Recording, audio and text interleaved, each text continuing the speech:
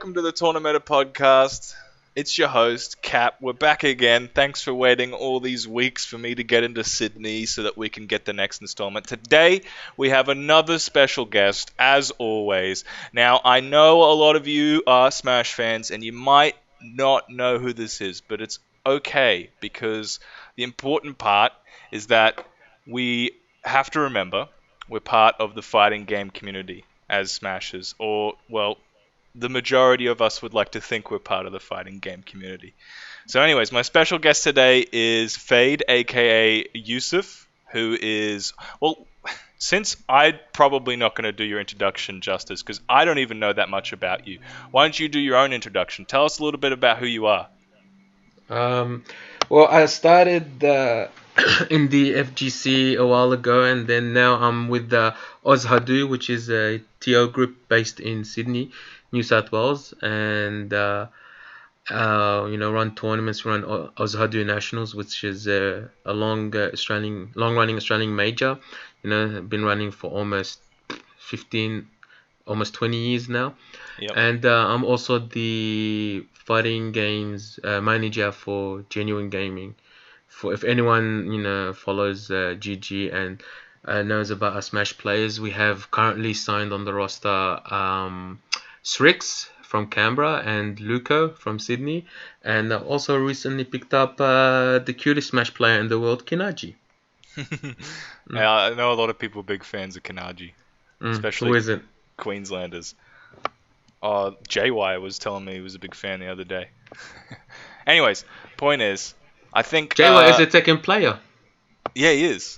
Yeah, he is. And he's a lovely person, by the way. He is. He gave me a good recommendation on who I might have next on the pod, but that's for another time. Point is, one of the things I wanted to pick up on is you've been tournament organizing, you said almost 15 years for OzHadou. That, for a lot of Smashers, is kind of insane, because it's a really long time. You're talking 15 years and anything in longevity, like, that's like the earliest of Melee, and even then, like, it's still ages away from what we would normally conceive. I think a lot of people forget that the fighting game community, like traditional fighting games, have been around for ages, and there's like a lot of old school knowledge that still gets passed down today that's like still valuable. Without going down the rabbit hole of old school versus new school too much, why don't you tell us like a little bit how you got into the fighting game scene back then and like what things were like? Well, how I started into the FGC, I used to play Tekken at home with my friends from school, and we all used to think, we're the hottest shit. Yep. And then one time we were out in the city, and we went into Galaxy World, which was an arcade on George Street.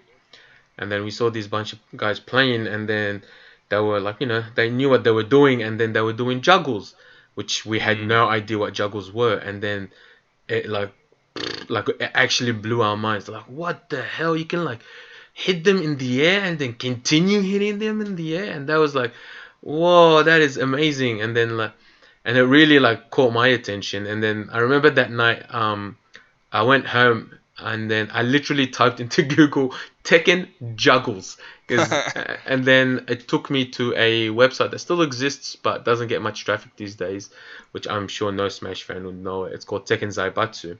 Yep. Which is essentially the how back in the old days Street Fighter and Capcom guys had the Shoryuken forums. It was essentially the same thing but for Tekken.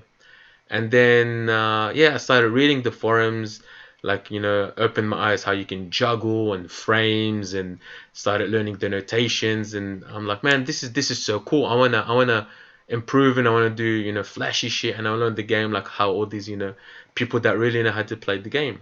And then from there, just started learning. Even some of my friends started learning, and then went to my first tournament, which was back in 2005.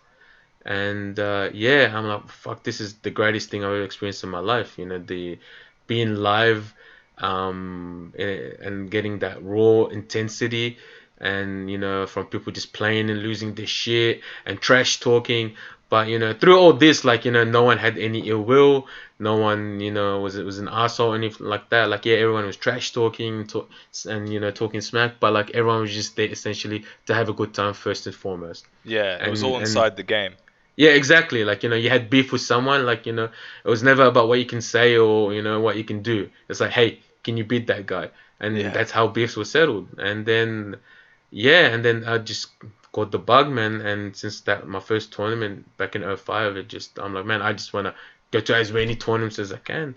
And and here we are, 15 years later, and I'm still here. I'm still doing my thing.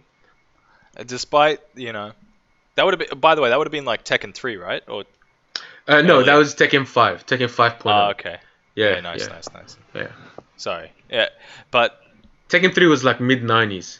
oh Jesus. Yeah, you're like, yeah, I mean, yeah, or early 90s even. Maybe Yeah. 93, 94, yeah, 92, something like that, yeah. Yeah, all right. But yeah, I think that sounds pretty familiar for like a lot of people of how they get Okay. in. Like they're like, oh, I'm better than my friends, and oh yeah, I fucking gonna go to a tournament and I'm gonna do pretty well. Like I remember I had realistic expectations where I was like, I might not do that well, but I might do super good. I don't know. Like I might just be really talented, and I've got the fucking like in the back of my mind belief that this could be it, and then I got there and I got absolutely smashed. I know. That's usually how it is for, Yeah. I think, almost anyone. Like, I wouldn't say like 99.999% of first timers. They just always get slapped. You know what I mean? Yep. It's like their first one, you always get slapped. And it's like, oh wow, I thought I was good, but I don't even know what good means anymore. So yeah. I will say though, I feel like there's a new like phenomenon that's happening now that's different to back then, because of Wi-Fi, but also because of like the way that you can get pretty much any bit of knowledge you want from a fighting game is so accessible. It's different to how it was like even 5 years ago, that sometimes new players come and they're already good. Yeah. Like they lack some like really serious essentials, but they've supplemented it with just like either tech skill, Yep. or just like cheesy strategies or anything Yeah. like that. So I'm actually interested in back then when you got in. I know it might have been similar to me. So Tekken 5 was like you said it was like 2005, right?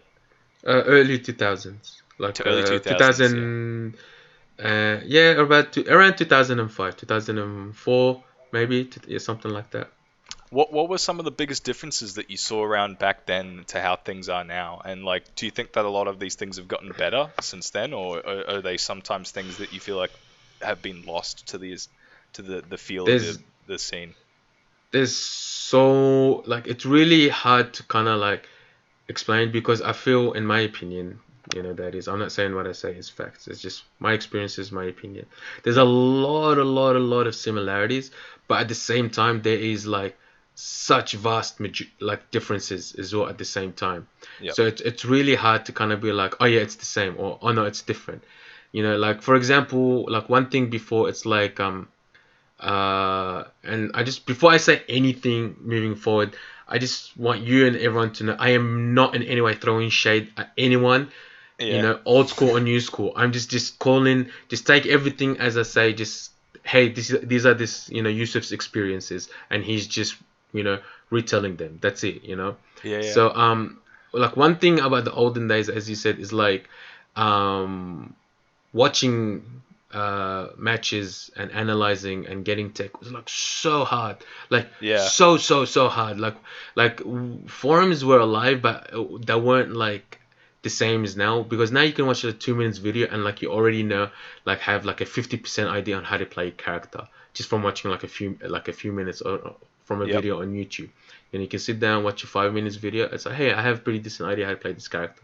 Whereas before, like, you were doing the work. Like, all the videos that you were getting were coming from a handheld camera and deep down in the arcades of Japan and Korea. That's it. And like, it's like, some guy trying to get a good view of a match going on. Exactly. And then like they would upload them, and like there wasn't even YouTube or nothing. A lot of these footages we had to download. They would Yeah. upload them on like Mega Upload or something like that, and we'd have to download them and watch them in like by the gigabytes, depending how much how much time you had and how willing you were to learn and watch stuff. And Yeah. a lot of things were like self-discoveries. So back then I feel it was slower, the grind. It was slower and a bit harder. So victories were a bit more earned Yeah. in a sense. Whereas now it's just like I said, it's a lot. There's a lot of tech out there, like literally from day one, day two. You can kind of get an idea how a character needs to play, what's the game plan, what's the good moves, what's the bad moves, what you need to be doing, what you shouldn't be doing, and then you build on that, and then you throw in your own flavor. So that's a vast difference. Another difference I feel is like before, um, because of the culture of the arcade, like first and foremost, people were playing for fun, and then like by the end of it, they're just playing to win. Like that's it. You Yeah. go in for fun, and you just play to win. Like simple as that. Whereas now, I feel with a lot of like younger generations, and I'm not saying this is a bad thing. Like they're really a lot of them. They're like enthralled by the idea of like esports and being Yeah. sponsored and making it big. So it's like they're not playing the game for the game Yes. anymore. They're just playing it for what the game could potentially offer them. And that's one thing I personally, dislike about a lot of, I'm not saying necessarily new generations, but a lot of people in the scene these days, because, they're, like, what happened to playing the game for the game? Like, like I know Yep. it might sound, very simple and maybe a bit backwards, but like, I don't know, I kind of like this simple truth. Hey, I played the game because I enjoyed the game. You know what I mean? I play Yeah. a lot of fighting games. Like Tekken is my favorite game, but I play a lot of fighting games because I just like fighting games. You know what I mean? Like this Saturday, I'm playing in the Mortal Kombat exhibition. Yeah. Like it is how it is. I watch a lot of Dragon Ball Fighters. Because I love watching that game. I think it's very, very, very fun. Like I love fighting games, so I just play fighting games. And I feel a lot of people like they're going from the get go with a wrong mindset. Whereas if you don't build a good foundation, like you can't achieve nothing. So you need to like play the game for the game first and foremost, and then work on other things. One thing that's still the same from like 15 years to now is the hype, man. Like like fighting game community hype is it's the way I describe it. It is hands down the best legal drug you can get into your system. Like Yeah. hands down. Like, and I would put good money that you can't find anything that gives you the same rush as fighting games hype. Like it's just when you're just, even if you're not playing, even if you're just watching a really high level intense set and the players are really in it and it's going down to the wire, and then something just amazing happens and you just lose your shit and jump out of your seat. Like that feeling like has never changed. Like fighting games have always been the provider of hype and classic moments. I mean, Yeah. There's um, nothing like a good game, Like yeah, once you see one yeah. happening, it's just like, damn, this is I, magic. I remember like many years ago I was on this documentary, and that this guy was doing for a uni project, and one of the questions was like, how did you get into the fighting game community? And a lot of people answered, I watched Evo Moment number 37. Yeah. And then I was like, that is so fucking dope. I want some of that shit in me. So just from watching, a 30-second clip on YouTube from Yeah. back in early 2000s, like that's all it took. They're like even now, like I'm thinking about it and I got goosebumps. And I bet you if I was to put it on right now, I'll get even like more Yep. goosebumps. Like that video is like immortal. Like there will never be anything greater. Just that is everything fighting games is about. People Yep. playing the game for the love of the game and displaying the highest level of skill, possible. And then everything from what happened to the lead up to it, to the players involved, to the crowd's reaction, to the commentary is just perfect. You cannot script anything better than that moment. So the hype is still there, and Just yeah, the way like the that. environment Yeah, has changed a lot of things. the landscape is changing, but a lot of like the foundations are still the same. The games Yeah. has changed in a way, like which I feel is good and bad as well. Like games were harder before, but like I know harder is a very subjective term, but the thing is, like you don't need a hard game to for the game to be successful, but at the same time you don't need an easy game. If anything, over the last 5 years, easier games have shown us that actually aren't the right thing for competitive players. And keep in Well, mind, I would draw distinction.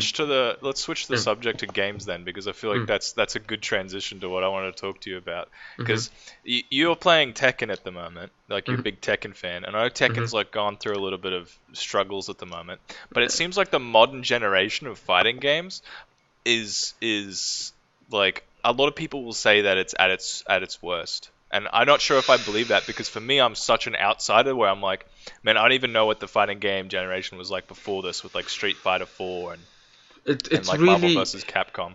But what do you think of the environment at the moment? Is it just like big whinges, or is there some validity to what people are saying?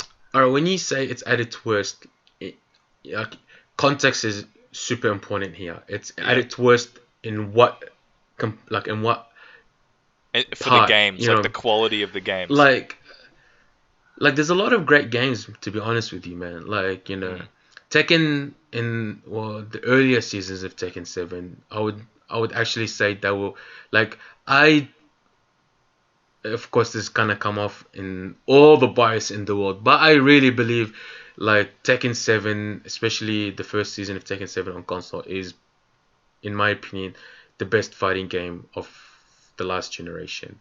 And I mean, it literally catapulted a scene from, hey, them Tekken dudes in the corner, to being an established household name that people are looking forward to more than Street Fighter. Which, if you were to tell me 10 years ago, like, hey, Tekken is gonna rival Street Fighter in terms of popularity, in terms of demand, in terms of everything, I would have straight up laughed in your face and told you to get the fuck out of here. You know what I mean?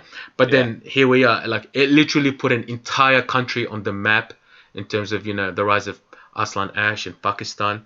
And he ended up winning, esports player of the year, a new esports player of the year, because of that. You make a good game, like, that's why even before I was saying, like, companies need to understand what matters first and foremost is the game, and same with the players. What matters first and foremost is the game. So if you make a good game, everything else follows. Like, like Tekken 7 was such a good game. Like, it in my opinion, and a lot of people's opinion, it has deteriorated a bit over the years.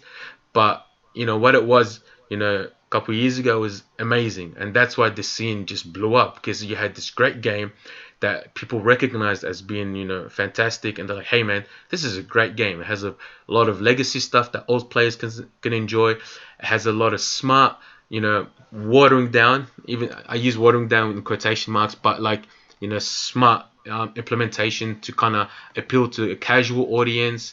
And it just overall ticked so many boxes. So what happened? I mean, it blew up. It became one of the most popular games at Evo. The scene just grew in size like exponentially. Everyone just started wanting to play Tekken and praising Tekken because the game was good. I mean, I can't believe I'm saying this, like I'm just like invented the wheel or something. Make a good game. Like, simple as that. Like, that's all people need to hear. Well, make a good game. I feel like we can dive into that a little bit, because you've been around enough and you've been exposed to a competitive scene for long enough that you probably have some validity in or like some weight behind your opinion.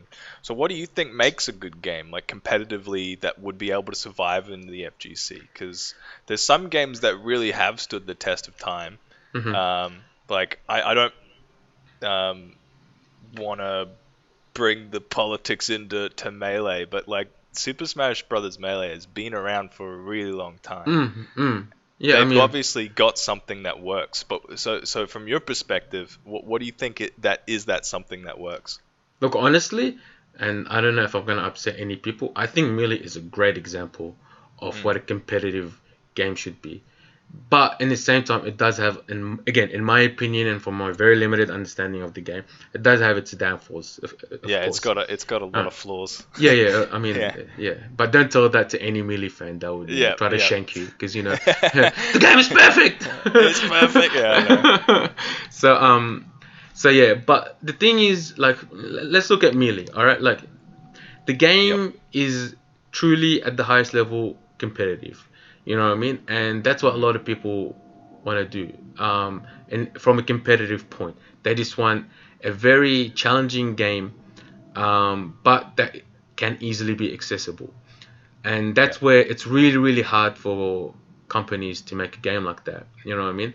That's Yeah. why, when Street Fighter first came out, Street Fighter 5, I should say, like, it was, people were like, what the fuck is this shit? Like, it was Yeah. glaringly obvious that they wanted to dumb the game to such a level where it is super accessible by casuals, which is, like, in the first year they did amazing, because at EVA they had like 5,000 plus entrants, because that was a few months after the game dropped. I think the game dropped in February. EVA was in like July, so Yep. that was like 5-6 months, July or August maybe. So it was like 5-6 months, and everyone was like, "Oh man, this game is like so accessible, blah blah blah." But then as the game people started delving more and more into the game after, like, the 6 to 12 months period, they realized the game's hella boring, has no creativity, very one dimensional, and but come next year EVA, the numbers for Street Fighter 5 were literally halved. Like, Yeah. you had 2,500 people that were like, "No, I'm not playing this game a second year," and that's something no company want to do. They need to understand you can make a hard game and casuals still play it, because they're not playing it to compete. They're playing it just to have fun, and they don't really care so much about doing a fucking L cancel shine into, I don't know what Melee does. They just like, Yeah. "Oh my god, Pikachu in this game, I'm gonna fucking pick the shit out of him and do fucking electricity shit." Like, that's what the Yes. casuals want, you know what I mean? That's why I Yeah. think Smash is so immensely popular, because I dare any human being to look at that roster and be like, "No, there is no character I like." If you Yep. if you were to tell me that there is not a single character in Smash Brothers that you don't like, that appeals to you, I'm gonna slap the shit out of you. Like, that is not humanly possible. Like, they Yep. have such a great roster.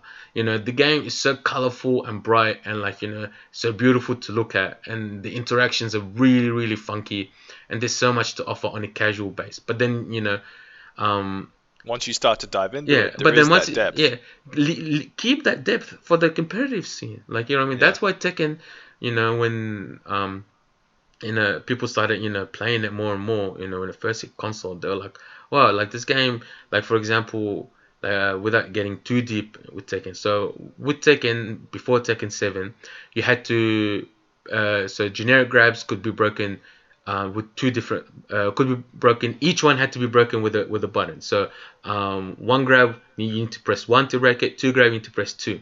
And the way you Yep. do that, you react to the arms movement. So, if the one grab, then the character that's grabbing you leads with his left hand. But then if they're grabbing you with the two grab, the character's leading with the right hand. So, Oh, righto. I so didn't know yeah. that. So it's at a high level, generic grabs that were hardly ever used, because they're really, really, really reactable. All right. Yeah. But at a casual level, everybody kept complaining, "Oh man, grabs are so cheap. Grabs are so cheap. I can't break them. I can't break them." So what did Namco do? They made it so you can break grabs, generic grabs, not command grabs, generic grabs with either one or two, Yeah. which I think is a brilliant, brilliant, brilliant change to the game, because it didn't change the high level meta whatsoever, because the grabs were already hardly ever used at high level, because they were, you can react to them. But then Yeah. they fixed the problem at a casual level, because casual players kept complaining, "Oh, it's hard to break grabs." Now they don't need to look and react. They can just smash one and two, and then just break the grab. So stuff Yeah. like that, such a simple change that doesn't affect the competitive meta, but at the same time solves an issue at a casual level. Stuff like that. So yeah, you can make a game that's still deep and competitive, but you can still cater to casual stuff. I'm not saying it's easy. Of course, I have no idea, all the difficulties that game companies need to go through. But I do believe it is 100% doable, and a Yeah. lot of games have done it. Tekken, same thing. Like you look at a lot of anime games, like for example, Guilty Gear. It is super technical and super deep, but like Yeah. that's what the competitive scene like, and that's why a lot of them at the moment they're kind of like very like about the whole new Guilty Gear, the new game, Yeah, Strive, because because it looks really really kind of like watered down, and they're like, oh fuck, are they taking the Street Fighter 5 approach? They're robbing us of all the stuff that we enjoy about the game, or the mind games, or the technicalities, blah blah blah. So time will tell, but that like you can make a good game that is both appealing to casuals and competitive players. It's just just how much effort do you want to put in, and do you have a good team or not working on the game? I honestly feel like the times that you like, because we mentioned Evo moment is 37, 37, right? Mm-hmm. Yeah, Before, 37. and I feel like that's like the magic moment that you Mm-hmm. can achieve in only some games. Mm, Most games have like a particularly hyped set or a mm, particularly hyped game, but to be able to get that, you need to have that balance of like people can understand what's going on as mm, well as having that level of depth. mm, So I wanted to ask you, like, as a tournament organizer, right? mm-hmm, mm-hmm. How did you like become? First of all, like, how did you become a TO? And then also the follow-up question is like, what do you feel like TO's responsibilities are to help create those moments? Because Mm. I feel like you need the setup to be able to get them there in the first place. Well, I'll tell you how I became a TO first. How I became a TO was not by choice. Well, kind of by choice. So, Yeah, right. back in the Tekken 5 days, we used to have a couple guys that used to TO Tekken for us. But then one of them didn't want to do it anymore. And the other guy like picked up his second job. So he genuinely couldn't commit, even though he still wanted to do it. So he taught me and another guy how to run a tournament. And back then we used to run them on papers. We used to print out we didn't know how many people are Oh gonna show yeah. up, so I print out like an 8 bracket, a 16 bracket, a 32 bracket, and a 64 bracket, and then Giant on the pieces of paper. yeah, and then take sign-ups on the back of the brackets, and then count how many entries, and then put it in whichever corresponding bracket. Jesus. So yeah, so if I had like like up to 16 people, I'll put them into 16-man bracket. If I had up to 32, I'll put them into 32-man bracket. If I had Yeah. more than 32, under 64, I'd put them in the 64-man bracket. And yeah, and then so he taught us how to run tournaments, and then me and the other guy were doing it for not a long time because the other guy was on a student visa, and then his student visa expired, and he had to move back to Indonesia, and then I was kind of left by myself. And then I was like, well, I guess that's the thing I have to do, and I didn't want to do a shitty job at it. So that was back in 2006, and then when I started running tournaments with the other guy, and then he moved back a couple months later to Indonesia, and then yeah, I was like, oh fuck.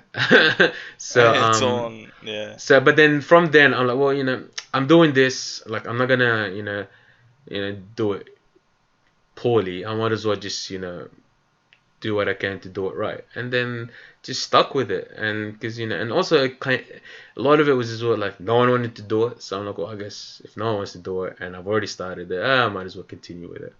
Yeah. So yeah, and how to make moments, honestly, like as a TO, I don't think you have much of an influence in setting up something like that. Yeah. I mean, I am of the school of seating is key to the flow of a tournament, but Yeah. I don't. A lot of people seed like almost all the players. I noticed in Smash they seed to like if there's 100 people in a tournament, they seed like the 100 people. I personally dislike that because if you kind of seeding like 100 people to like from 1 to 100, I feel it kind of like creates expected matches. I'm not saying I'm Right. rigging the tournament. The way I personally see the tournament, I usually see the top players because I feel they've earned that seed by their achievements. And then I'd Right. seed up to a certain point where where I start to hit like under the top players, I might seed a little bit, and then I stop, and I leave the rest random seeded on purpose. Damn. Of course, I would factor in like region seeding, like if like for example, if you and your wife are flying to my tournament from Brisbane, like I'm not gonna put you to verse each other in round one of the tournament, which is Yeah. what happened to a lovely Tekken couple from Brisbane who flew to Eva, Japan, and lo and behold, they actually had to verse each other first match in the tournament. Yeah, because that's the rough. tournament was so poorly seeded, they literally added people in the bracket when they signed up. So obviously they Yikes. signed up right after each other, so they put them to verse each other. So stuff like that. Regional seeding is very important, of course. So Yeah. so stuff like that. Yeah. So and the reason why I don't seed like all the mid players and that and onwards is because like if you're always your seed number, I don't know, like 47, and you're always versing seed number 65, then it's always you're getting the exact same matchups always over and over and over and over. You know what I mean? And at mid level, the T's aren't really changing. Like mid T's, like that mid level is kind of where the bulk of the players are, so they're not really moving too much. Whereas whereas at the top level, like you're not getting the same guy winning almost all the time. That's where the seeding changes. So and that's where you need to account for it more than the mid level. So I like keeping that mid level kind of a bit free. It creates a lot of like matchups that you might not have seen before, but they are still players of almost equal or similar skill. So and that way you see these new and unexpected matchups happening, but like I said, they are of players of similar skill, and that gives a moment, in my opinion, that gives an opportunity, sorry, in my opinion, for a little bit of FGC gold to happen. Yeah. So yeah. That's interesting. I don't know how, in particular. That's like, an old the school specifics. mentality, by the way. Yeah. That kind of seeding, because I got taught how to see the tournaments, and I'm sure no one would know this guy. His name is Ziggy. He's like, in my opinion, the most important figure to ever come in the Australian FGC, because he was the first person to start running majors in Australia. And so he's the one who started it all. So that's why I have a lot of respect and love for the guy. So I always talk him up, because he like a lot of people don't know how much they owe to this guy without even knowing him. And he was the one who taught me how to seed tournaments like that. Like when we used to seed OHN, the Sydney Major and stuff like that. And I really agree with that train of thought. And yeah, it's an old school thing to do. I don't think many people do it these days, and especially in Smash, which, like I said, like I see people arguing on Twitter at Smash, hey man, like you put me seed 58, whereas I was meant to be seed 49. Yep. I'm like, bro, like there is literally no difference between seed 58 and seed 49. Like honestly, like if you're gonna lose to someone, in between 49 and 58, honestly, it's on you, my man. Like for real, it's on you. It's not on the seeding. So yeah. That's really interesting, because I know a lot of the Smash guys, they will specifically seed for that stuff. I don't know how particular they get, but that I didn't even know that was like a perspective to have. I just assumed that like people would, no, I want my seed. It really matters. It's really particular. So, but I can really see that like you would create more interesting games that way. Yeah, like that's just me. I like to I'm very strict about the top, because the top, like, it's not like the top players so they get privileges. No, like top players, like for whatever reason they're performing better. So because they're performing better, whether they deserved it or not, like on paper they have like significantly better results, so they deserve to be seeded better. So for them, I'll always make sure they're seeded right. But for mid-tier players, and again, I'm not saying mid-level players, you guys are bunch of shit cunts. No, it's just like the pool of mid-level players is like the majority of players. Like almost everyone falls under the category of mid-level. So it's really, really hard, and I don't want to say inconsequential, because it does have some sort of consequences, but it's really like not as detrimental as people think it is. Yeah. So yeah. I honestly feel like that could help with some because I know bottlenecking around especially right under the top level happens quite a lot. So I'm imagining you might be able to find situations where some mid-level players are actually good against some other players that they wouldn't normally play a lot against. True, that's actually another point. Like you can have a lot of upper mid players where they can take games off the top tier players, but then for example they have another mid level player who's just like their demon, who's like no matter what I do, I can't beat him. You know what I mean? For some reason. And they just but then every week they're getting seeded against that guy because that's what the numbers show. And then they're not getting the opportunity to kind of shine and play against other players who, on paper they're better than them, but that can still beat them, and they can, for some reason they might be their demon, but they're not getting the chance because they're stuck week in, week out versus the exact same seeds. You know what I mean? Yep. So yeah. Yep. So if you've got a at home listening, if you've got a record against somebody who you keep running into your demon, maybe you want to start talking to your local TO. I don't know. Also, before that, you should go to the fucking practice mode and start working. That's you should before look up you your speak matches to TO. and see what you're doing wrong. Review your matches, see why you're losing. Obviously, the other person is doing something. And they might have figured a tell or figured a weakness or, they highlighted a pattern. Work on yourself first before running to your TO and going, rah, rah, rah, rah, rah. All right? We don't want to deal with your shit. Work on your shit first, then come to us. Okay. So I think that's a good enough transition as any. This is a game show-esque, segment-y type podcast. So we actually have these different segments coming up. The first one that I want to go into is the speed round. So basically the point of this one is, if you haven't seen before, or for Youssef who has no idea what a speed round is, I come up with all these different questions, some of them personality type questions, so whether you like the color blue or the color yellow, and some of them are particular questions that are relevant to you, but because it's a speed round you just have to answer them as quickly as possible and give the most quick, honest answer that you can. Okay. So don't overthink it. Let me check. Let me check. All right. So Jet's ready, and I'll count us in so Jet can do the timer. Right. You're lucky you're not listening to the music in the background because we use the Sonic drowning theme, which is a horrible, horrible sound. And do I just give one word answers or how? Yeah. You'll see once it starts. Don't worry. Don't worry. All right.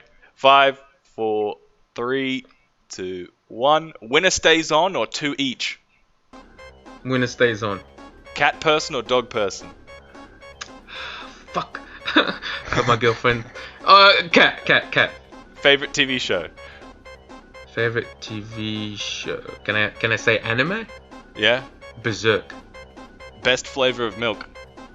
I hate milk. Okay, friendlies or casuals? Casuals. On a scale of 1 to 5, how haram is Zafina?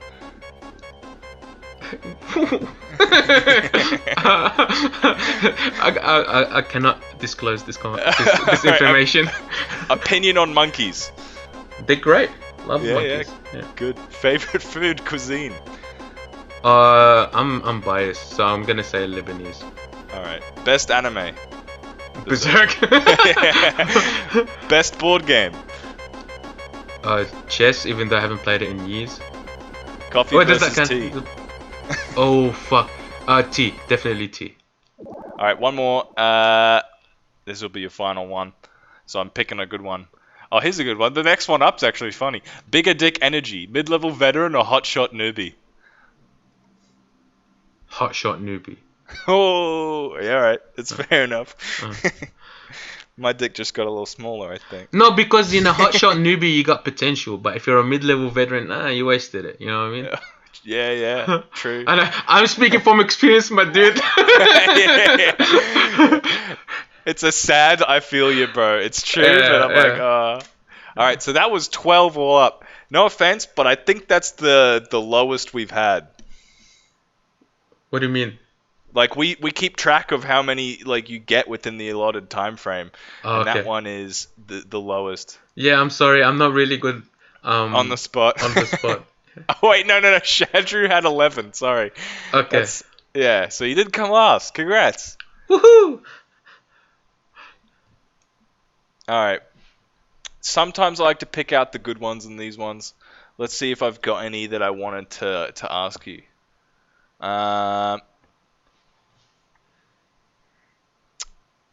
Oh, favorite tournament you've helped run? So not my own tournament. You could be your own, but it Well, has to be the specific one, you know? I don't know which year. I think it was 2012, but it was OHN that year because we had the Marvel exhibitions, and Oh, it was. I know this, like I said, like it is. This is a mainly Smash focused podcast, but for people in the FGC, and I remember back then, 2012, and remember the Marvel rivalry between the states and what transpired at that tournament. It is FGC history, and yeah. it is uh, like I could talk about it forever and ever, but it's just amazing. Like everything that went down, like the lead up to it, the exhibitions, how it happened, how it concluded, the aftermath after, like yeah, it was just yeah, that is hands down my favorite tournament. No, that's fair enough. Mm. Like, honestly, I feel like when people. It's weird how much Smash is separated from the rest of the FGC. I think it's because there's a lot of crossover skills for the other fighting games. So, you play like Tekken, Mortal Kombat. You really Marvel, like watching. Marvel, Soul Calibur, Yeah, yeah. but when people want to like switch over into Smash, or Smash players want to switch over into fighting games, sometimes it's like really unfamiliar. Mm. So I feel like Um, that's one of the reasons for the divisions, but it doesn't yeah. make sense from like a growth mentality, you know. If we wanted the full community to grow, we should encourage more crossover. I'm all for crossover, to be honest with you. Yeah. I mean, it goes without saying. I've actually, I even tried to play Smash 4 at one point, just Yep. to um, get closer with Smash people and that. And How'd you uh, like it? I mean, I didn't get that deep into it. I wanted Yeah. to play Ike just because he looks like Guts from Berserk, Yeah. and then I'm like, man, that dude is slow. I can't play no. Yeah. But then so I just started fucking around with Bowser because they're like, oh, he's easy. But then Yeah. I'm like, nah, he's too chunky for me. So I finally settled on Pit. So I just kept playing that Pit because Damn. he's Yeah. pretty. I like sword characters. Um, He's like the straightforward sword character. Yeah, he's He's pretty yeah. easy. Yeah, he's pretty Yeah. easy. And yeah, I mean, I didn't mind it. I didn't get too deep into it. I kind of understood, some things, Yeah. on a very basic level. I don't think so much it's because the games are different. I mean, I feel if you break them down to the core, like you still have, your spacing, your wave punishing, Yeah. your conditioning, same type of mind games apply. In my opinion, I think it's just I feel I don't know what's the word I'm looking for. The culture maybe Yeah. between FGC and Smash is different, and Okay. I think that's why it's hard to kind of mix both together. So Yeah. like a lot of the FGC, we come from an arcade era, with the arcade Yeah. mentality, very raw, very in your face, you know what I mean, very, hardcore, you know what I'm saying? But Yeah. whereas, Smash, because especially, for Smash 4 and now for Ultimate, It's very it's welcoming. very new. Hey man, fuck you, FGC's welcoming. What are you trying to say? No, I'm saying like No, no, I know the what you mean. rivalries have to be put to the side Yeah, sometimes. Smash is more like, like they're super like sweet and hey Yep. man, just come play our games and it's all good. And like if someone yells like, whoa, buddy, please, calm down. Calm down. Yeah, Yeah. it's really different. Like FGC people look at that shit and they're like, man, what the hell is happening? It's like, everybody's so nice. It's like it's weird and Yeah. awkward. And then like Smash look at FGC and they're just like fucking swearing at each other and shit. And they're like, look at these bunch of animals, legit. They have no respect, for each other or for their fellow competitors. Yeah. The assholes. So that's why it's just I think the culture, and Smash like because they're newer. A lot of them are newer generations, younger players. That come from playing consoles and Nintendo games, which are super family friendly and stuff like that. Yeah. So they're more yeah, it's a bit different. They're not accustomed to just like I said, the raw shit that is the FGC. So yeah, I I think it's see these days there's more crossover than when I started. It seemed like the Mm, community was like pretty divided when I mm, first got in, which would have been 2014, I think, 2015. mhm, So mhm. at least I think that's changed a bit. But in case, I know there'd be a lot of them. If there's players at home who only play one game and that might be Smash, what would you recommend for them to be able to try other games within the fighting game community in case like there's a scene near them or something like that? What are some good like entry level games from traditional fighters? Honestly, like, and this might come off like a not expected. Don't There say are Tekken. no, no, no, no. Honestly, like, play any game you're interested in, Hmm. because like there isn't a game where it's like, oh, I feel it caters to the person. Just, if you see a game, you're like, hey, this looks cool, fucking play it. Simple Yeah, as that, man. because Like, that's the and most then important thing. You got to fall yeah, in love with the game. like, and then Yeah. if you feel like, oh, you're not motivated enough to learn everything about it, stop. You're not having fun, Mm. stop. Simple as that. Move on to the next one. You got all the time, and you don't feel obligated to, you need to perform at a certain level or do certain things after a certain time. You're playing Yep. this game for you, for your own enjoyment. So, if you're not finding fun in the game, then play the game. Take a break, play another game. Like, there are so many games available. If you're new, like, you will definitely find your flavor. Definitely, it doesn't matter. Want 2D, 3D, anime, block button, no block button, fancy shit, basic shit, like whatever you want. Characters you know and familiar with, characters you have no idea who they are and where they come from. Like, there's so much stuff out there, and even just in the realm of fighting games, like, just don't Yeah. feel like you must play a certain game. Like, just watch. Like, we got YouTube. Watch YouTube. Find something you're like, hey man, I like this game. Even if there's like, a small scene. All you need is like literally one other person to be playing that game in your area. There you go. You can enjoy the game with another person.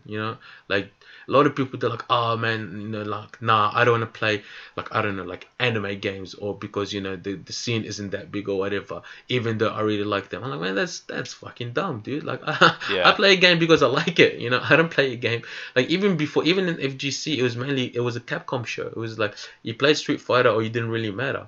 But like, I Yeah. didn't care. I like Tekken, so I played Tekken. You know what I mean? So Yep. just find the game that you like and play with it, and play it. Simple. Like, it may not be simple, but that's my advice. That Don't brings pigeonhole yourself.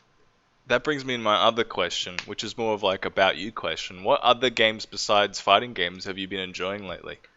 Oh, I'm still trying to finish Final Fantasy VII Remake, Oh yeah. and I promised a friend that I play The Last of Us, but that's still on the back burner. And Yeah. and my girlfriend recently bought me Hades because she loves that game, and Ah. I watched her play it a bit, and the game just looks so amazing and so fun. So I've seen a lot of that game, but I don't know much about it. What's it like? it's a roguelike game. So Right. which I actually wasn't too familiar with it, and funnily enough, my girlfriend, who plays a lot of games, was actually her first roguelike game. And so this essentially is the game. Every time you die, you start from the beginning, and Yep. then you just have to make your way again and choose different options, kill different enemies different ways, open different doors, and then try to find another optimal path to reach the end. And then you Right. upgrade your weapons and moving along. That essentially, you're the son of Hades, and you're trying to, like, the plot of the game. You're the son of Hades, and you're trying to escape hell and reach the surface. That's the plot in a very condensed way. Yeah. So No, yeah, but that's I it's like it super fun. simple like that. That's Mm, good. mm. But yeah, it's All right. really, really pretty to look at. Like, the art is really superb, and the voice acting is really top notch as well. And it's super fun, just bashing and killing everything. It's really fun. I've got High recommend. I've got one more question out of the speed rounds that I wanted to ask you, and then Mhm. we can move on to the next segment. It's a very important one. Mhm. Fist bump or handshake? Fist bump. Nice. Especially in 2020, my dude. Yeah, COVID. Yeah, yeah. uh, Elbows if you can, guys. nah, man.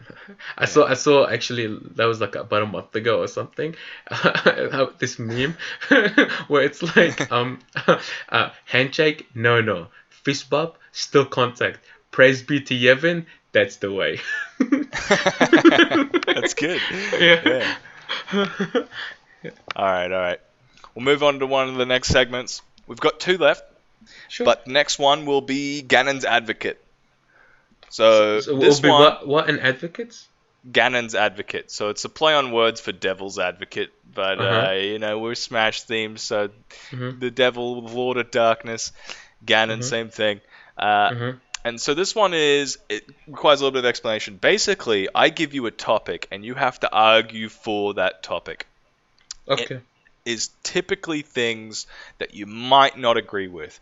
It works out a lot better when I know the person, and I can give very particular ones that make it really difficult for them to argue. Should have done But your homework. sometimes I tried. Oh, okay. I think I got one good one, and the other ones we'll see. So the first one is, so you reckon you've got a wrap on the idea? Yeah. Yeah, sick. All right, so we'll put you with the first one. The first one is Smash is not only a fighting game, but also the best fighting game. It could be any Smash. It could be any Smash. All right, so I have to argue for it. Yes. Okay, all right. Well, all right. So if we're gonna break down just a fighting game to its, like I said, to its bare essentials, you know what I mean? Like things like conditioning comes to mind. Things like spacing, footsies. I don't know what you guys call it in Smash. Comes to mind. Guessies. Things. Yeah. I legit don't know. Maybe. With punishing. Baiting. Getting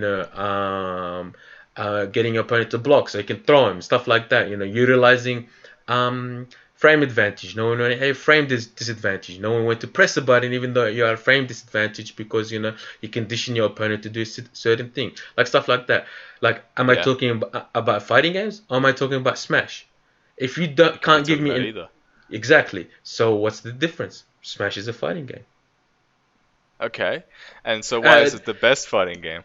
The best fighting game. Well, like I spoke about it before, I dare any fighting game, in the FGC realm, that is not Smash, to present a more diverse and appealing roster to any person. Right. So, not only do you have the fighting game's fundamentals, you are providing a roster that appeals to a wider variety of people, and then you have a lot of characters that can perform at a high level play. So not only that, you're not restricting your top tiers to a handful, which I think that's a very bad thing. Not throwing shade at Melee. Yeah. And then like, these are the ingredients of a great fighting game. Fundamentals present, diversity present, a large roster that appeals to everyone present, a lot of variety of top tiers that can be played in different ways present. There you go. Smash is the best fighting game. Yeah, that was a pretty sound argument. I think that went through. You broke it down really well. Yeah, nice work. Sometimes they can be really tricky, but damn, you pulled it off. I know.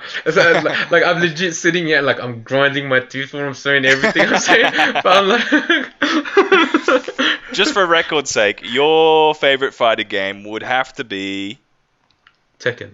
Yeah. Which one? It's a toss-up between Tekken 5 Dark Resurrection, not 5.0, Dark Resurrection, and the first season of Tekken 7. Toss-up between one or the other. Yeah, I bought Tekken hard. second off of the first season of Tekken. Like, I was really interested in it, and I played a little bit, and I sucked, and I was like, I probably don't have time because I was still trying to be good at Smash. But that it's funny. A lot of Smash players tried Tekken over the last 3-4 years. Because they want that depth. And one of the things that you hear as a Smash player is like someone says, "Oh yeah, Tekken. That's like the creme de la creme of difficulty in fighting games." And so people are like, I wouldn't let me pick say it up. It's the hardest, but it's definitely one of the harder games. Yeah. And it's also like the characters all seem really interesting as well. One thing about Tekken, I know we're segueing, but one thing about Tekken, like, how, like, for example, in like other fighting games, like for example, it's like Street Fighter, because everybody can understand Street Fighter. You have characters with a clear and intended purpose how you meant to play them. Like, yes. For example, Sagat, he's a zoner. He's gonna stay as far as he can, throw fireballs at you. He doesn't want you anywhere near him. You know what I mean? Whereas Zangief is the polar opposite. He has no fireballs. All he wants to do is get up all up in your business, so he can come and grab you and smash your head in the ground. You know what I mean? Yep. You clear cut, like that's how they're meant to be played. The beauty of Tekken, because there is such a large moveset to a character, and there's so many mind games and so many ways. Like there are general ways you can play a character, but if you choose to, you can honestly play any character any way you want. That's why I really, really, really, really fucking love Tekken. It doesn't pigeonhole you because, like, hey, I really like this character, but he plays a certain. Like, I personally hate zoning. You know what I mean? So I don't like playing zoning characters. I like the opposite. I like to get up in your face and press buttons. You know what I mean? But I really like Sagat. Like, I think he's really fucking cool. But I never play Sagat because I don't want to zone. I don't want to stand from distance and throw fireballs. You know what I mean? So, yeah, that's one thing I think Tekken tremendously excels at, in the fact that it's one of the very few fighting games where you get to play your character how you want to play them. So, yeah. Even though Tekken's going through tough times, do you still feel like it's like that now? A lot of... I don't know the word properly. A lot of homogenization, homogeny, has been in Tekken the last as the season progressed, but it's still definitely there. Like you can still definitely play characters how you want to play them, even though sometimes your hand is forced into certain situations, but you can still play them for the most part how you envision you want to play your character. That's sick. That's good to hear. I'm glad that it's still got that essential element. All right. So the second Gannon's advocate is... You're going to hate this one. TOing is overappreciated and quite easy to do. All right. You want to psych yourself up for this one a little bit? Oosa. Yeah. All right. So, I mean, you stand there a lot, and fuck, this is actually hard. Yeah. All right, hold on. Let me try to find. All right. TOing is overappreciated, and anyone can do it. Well, I taught a new player how to run a bracket in literally 60 seconds. So, it was literally his second time coming to a monthly, and I wanted someone to help me run the monthly that day, and because there was no one there, and I legit called out to him. I'm like, hey man, you want to help me run the tournament? And he's like, yeah, sure. He's like, I've never done anything like that before. I'll teach you. I legit taught him in 60 seconds how to run, and that was Smash GG, which is the devil's worst creation. So not challenge, which is straightforward and simple. Right. So I mean, if I can teach someone how to run a tournament, how to run a bracket in 60 seconds, then it can't be that hard. It can't be that hard, and it was literally the second monthly. So I don't see what the big fuss is, man. You just standing there with an iPad and just put it in numbers. Like TOs need to get off the high horse. Yeah, and so obviously that's not what you believe at all. TOing is extremely difficult.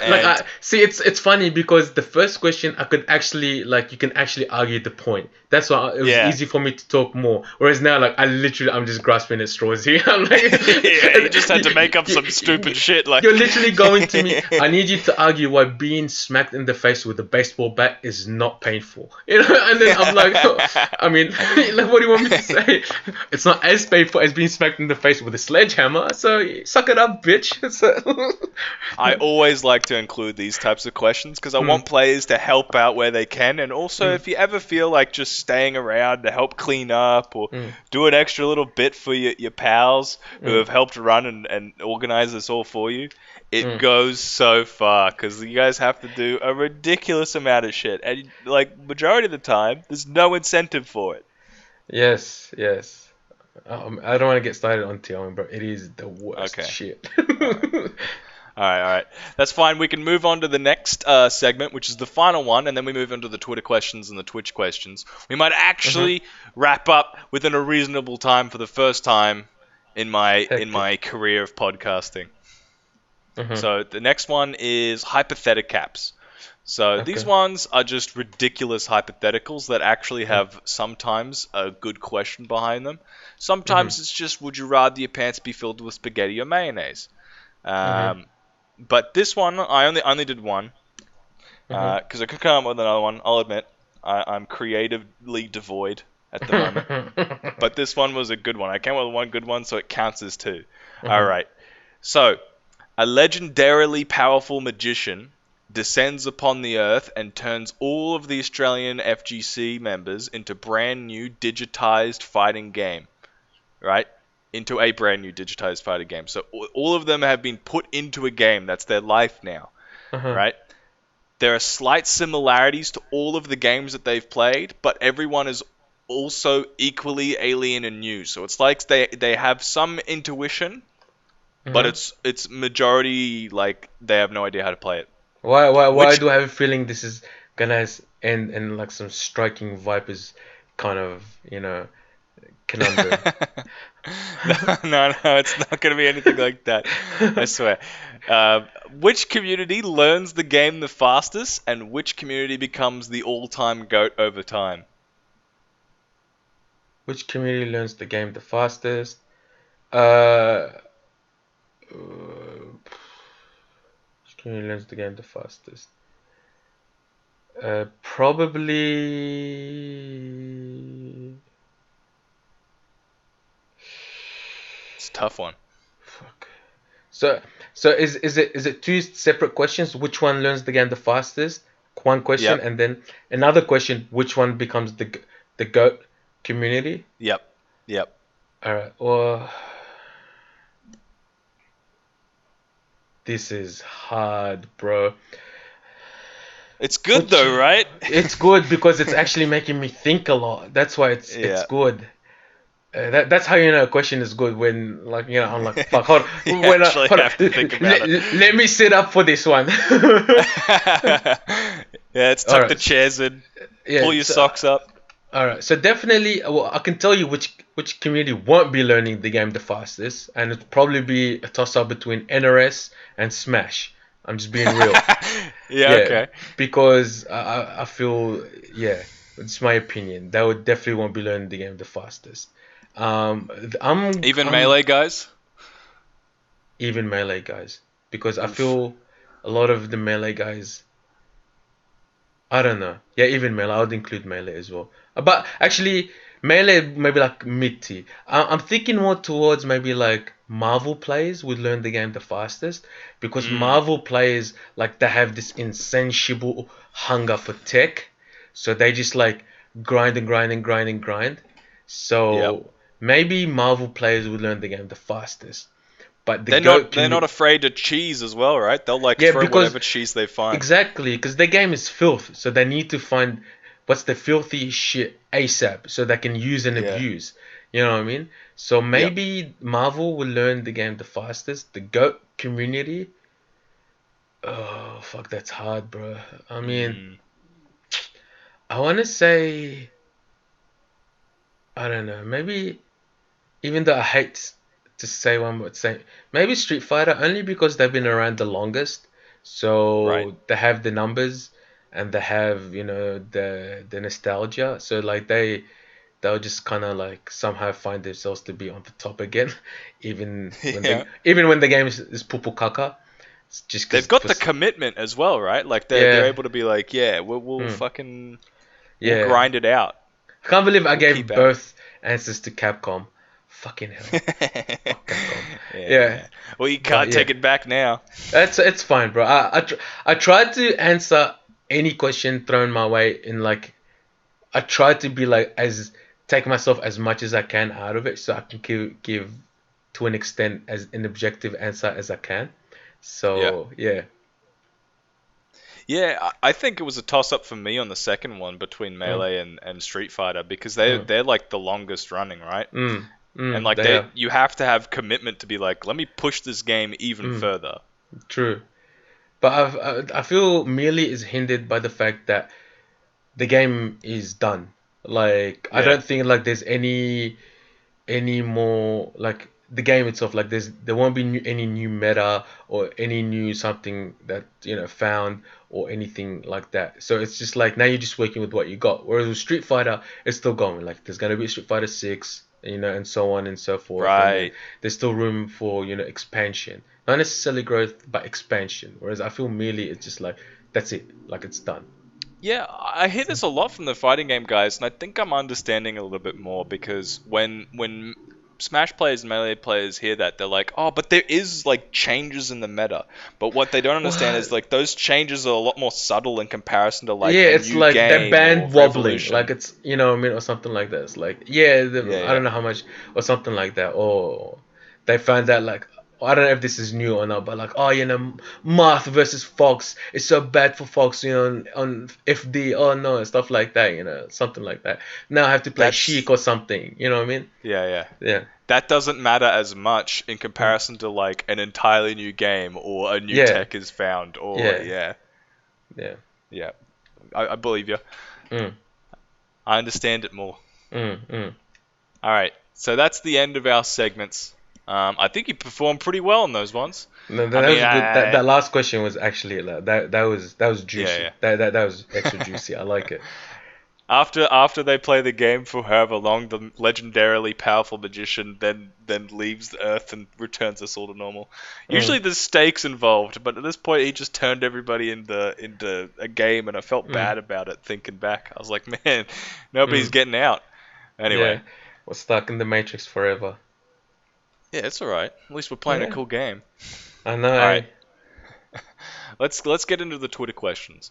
Sure. So these ones we post the Tournameta posts the link to the not the link. We post ahead of time so you guys get to ask your questions down below, way ahead.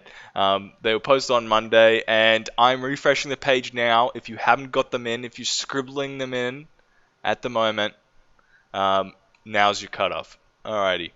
So we sort them by which ones get the most likes, so we give a little bit of attention to people who might need it. The most liked is a tie between Mittens at Mitten Smash and Leshy Verse at Verse the Leshy. We'll start with Mittens. What are some of the biggest challenges you faced as a TO, and how do you think COVID has changed esports in Australia worldwide? It's a pretty big question. Some of the biggest challenges as a TO. Uh, there's a lot. Where do I begin? There's a Mm, lot. Like, I wish people understood like how much shit goes behind the scenes when you're a TO just to put on an event, even just a monthly. You know what I mean? Like, yeah, there's so much shit that could go on, and for some fucked up reason, it's always at the last fucking minute that shit goes wrong, and and then people think, oh, you're so incompetent, but it's like, dude, you don't understand. Like we ran everything 110 times, and it ran so good every single time. But then, hey, it's Friday, and now everything is gone to shits. yeah, Honestly, some of the challenges for TOs, I feel a lot of players expect just shit, like just expect shit. You know what I mean? A lot of yeah, times, yeah, but like they don't understand that, like, hey, my man, like this might surprise you, but I'm also a human being who also does things and may have a lot of stuff on their plate that also need to attend to. And maybe sometimes I did say I'm gonna bring 8 setups, but I only brought 7 because maybe the PS4 wasn't working this morning, so I couldn't bring it or stuff like that. But then like they just lose their yeah, shit at you, like a lot of insignificant stuff, and you just have to like a lot of time just sit there and like bro, I really want to rip your throat right now, but I can't. So I just have to like just be calm and explain to you like, hey man, like I'm sorry my dude, but like shit happened. So like you like yeah, a lot of players just expect like shit to be done. It's like they owed something. It's like, yeah, dude, I'm trying to, like, it's a tier. I'm trying to organize stuff. I'm not here to be your very own personal slave. You know what I mean? So, and that's like a thing that's literally never changed for the last 14 years. Like people always just expect like so much. You know what I mean? Like unreasonable stuff, and they yeah. never help or nothing, and they still expect like, hey man, like fucking dance, monkey dance. So yeah, and like there's there's heaps of other stuff that could happen, like last minute, like stream might not work, something, or consoles might fuck up, or DLC might stop loading, like so much stuff, or like people that that were meant to do something for you, something happens with them, and then that can't do it, and then you have to like rush and do something. One thing actually I tell that's the Tekken scene know about, a few years ago for OHN, we were meant to have a so we were gonna play Tekken from on the tournament from two builds that Namco was gonna bring for us. All right. Yep. So because the game wasn't out on console yet, so we were running the game on the builds that Namco was gonna bring for us. And I remember on Friday morning, Namco calls me and they're like, "Hey man, the builds aren't turning on." Friday morning of a major, all right? Jesus Christ. I'm like, "I'm sorry, what do you mean they're not turning on?" They're like, "I don't know, they're not turning on. I just called the technician, and he's on his way, but I don't know, they're not turning on. I tried everything." So here we are. Like if he can't bring me the builds, there's literally no Tekken because the game isn't out yet. So we need the builds from Namco. So imagine like literally going to a Smash major, and then on the Friday morning, like the announcers going, "Hey, by the way, guys, all Smash setups aren't working, so we can't run Smash anymore." You know what I mean? So you're just like, who's got a gun? Yeah, exactly. I'm like, "Steve, like I can send someone who knows about these things to help you out or whatever. I need something like." I can't do any, like I literally cannot run them. Imagine it's literally a major, people flying from around Australia, what have you. I can't be like, "Hey guys, no more Tekken." It's literally the biggest game at the event. It's like, "I'm sorry, man. Like, I have to see what happens." That was at like, what time was it? That was at like 9 or 10 o'clock in the morning, and I remember, I'm gonna give him till midday because I feel, if he can't do it in the next 2-3 hours, which I'm sure he's not going to spend any more than that trying to fix the builds with his technician, I'm going to make an announcement and say, "Hey guys, due to unforeseen circumstances, like the builds won't be available at OHN this year, and I'm sorry, we can't run Tekken anymore." Fuck. Yeah, like, that would and dude, like crazy. I was, you cannot understand how devastated I was. And I remember I made the post, and I sat on a table in the corner. And I remember I made the post at 11:50 a.m. and I'm gonna wait till 12, and then I'm legit, like that's how I'm just gonna literally wait till midday because it's been 3 hours. It would have been like 3 hours, and like that's enough. And if he doesn't, if I don't hear back from him, like that's it. And I told everyone, "Look guys, just give me 10 minutes. I'll be done in 10 minutes." And I shit you not, at 11:59, I swear to God, at 11:59, Steve calls me and he's like, "Hey man, the builds are working." And like, holy for them 3 hours, I reckon I lost 3 years out of my life for them 3 hours. Like free, like free. I lost at least 3 years of my life in them 3 hours. Like, yeah. And then he legit finally called me at 11:59 and he was like, "Hey man, like we got him working." And yeah, like, but I didn't tell anyone because they didn't need to know this. This is for the TO to to bear. This is our responsibility. So they don't need to know this. Yeah. So yeah. That's insane though. Yeah. And there was a follow. Yeah, there was a follow up to that question. I'm sorry. Yeah. That's probably the most demonstrably like good answer to that question. Yeah. The follow up was, how do you think COVID has changed esports in Australia and worldwide? Oh, I reckon it's been rough. Dude, we've had no offline tourneys since March. So, and we're in November now, so that's like what, 8 months? Yeah. It's a lifetime. Yeah, it's almost a year, man. So it's pretty shitty. I mean, look, it's rough. Like, it's really like, I sound lost. It's rough, man. Like, I don't know what to do, man. Like, it's actually rough. Like, imagine like all is offlines and offline tournaments for years, 10, 15 years, and then 1 second, someone flicks the switch, it's like no more offlines for you, and you're like, What the fuck, dude? It's the best shit. It's my favorite. Yeah. Why? I don't deserve this. So It's so hard to adapt as well. I feel it like is. It is. And online's isn't always just the answer. Like people want to create like alternative solutions, but even they're like so hard and impractical. I'm I we, like I we thought about doing something online, but then I like a lot of us just hate online. Yeah. I'm kind of like a purist. Like so to give you an example, how much of a purist like I am. A lot of people from my era.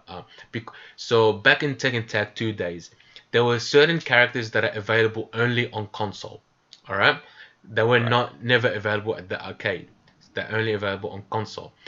Almost everyone around Australia didn't play any of the characters competitively because we used to play at the arcade and we're Yep. arcade purists. So we just played them for fun, but no one picked them on their team for competitive reasons because they're not available at the arcade, and and that's what the that's where like the purest form of Tekken is. So no one played any of the console only characters competitively. So, Yep. because it's like, hey man, like arcade is like the holy grail. So, these characters aren't available at the arcade. So, whatever, we don't care for them.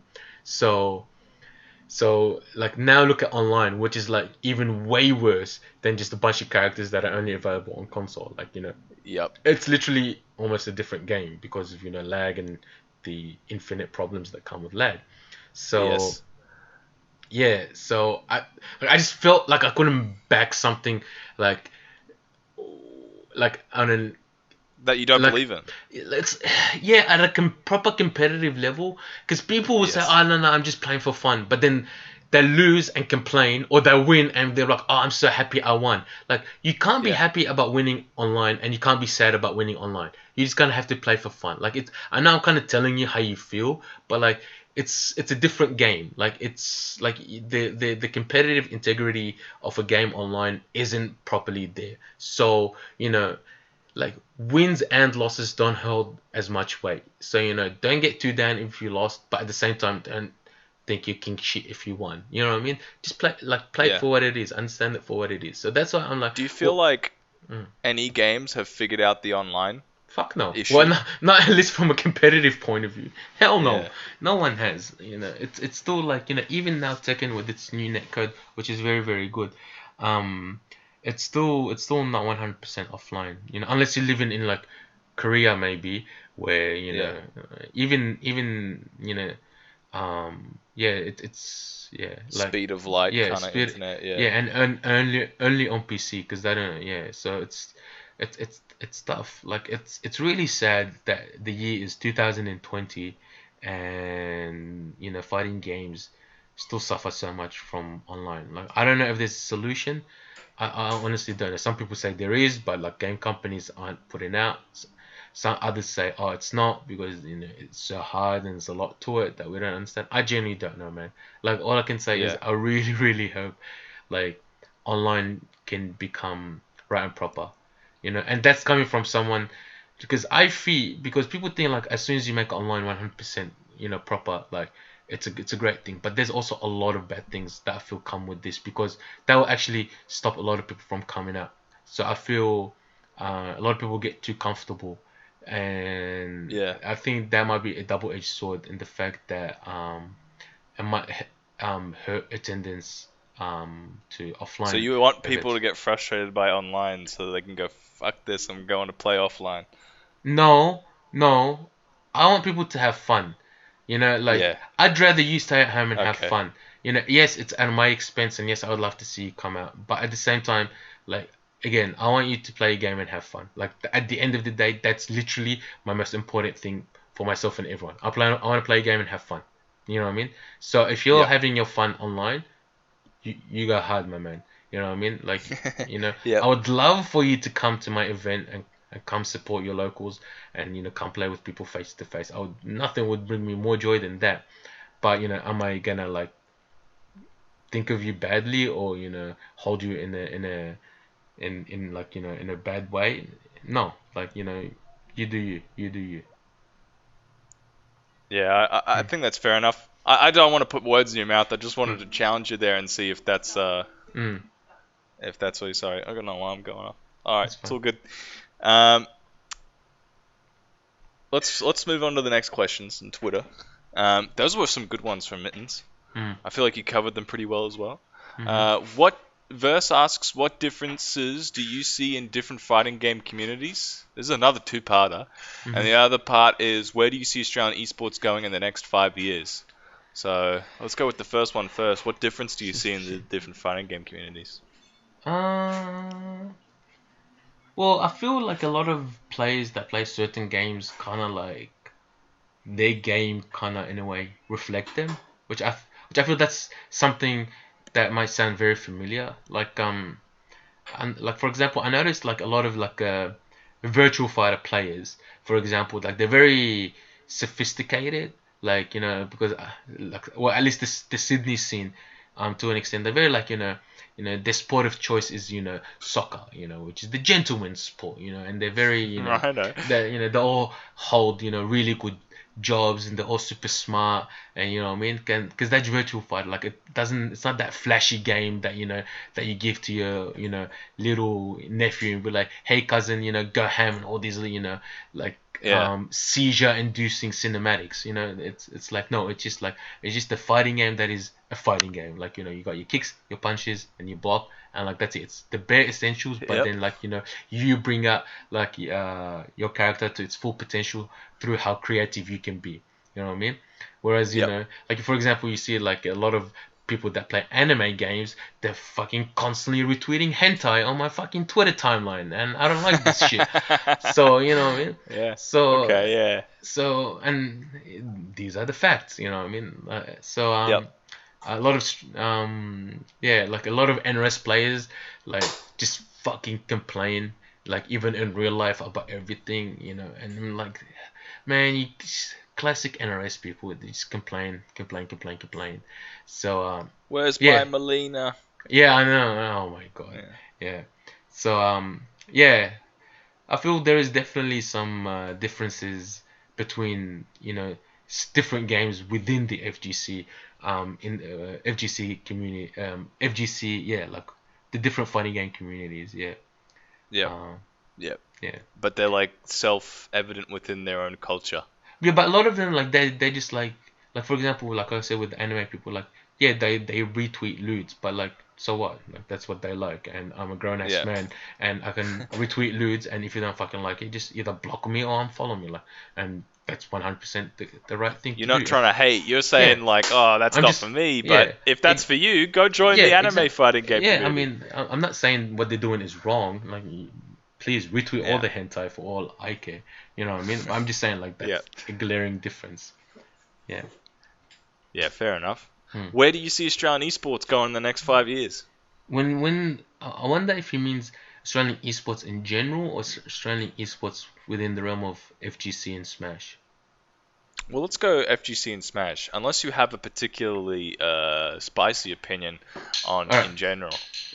In the next 5 years, on the FGC and Smash kind of thing, I don't personally see it advancing that much, Right. because even if you look at it at like an international scale, a lot of orgs, and they're not, if the FGC send, they're not making money. And a lot of like the players that are making a career out of it are literally the 1%. Like very few Yeah. people are making um, uh, stable careers out of FGC esports, worldwide. True. Yeah.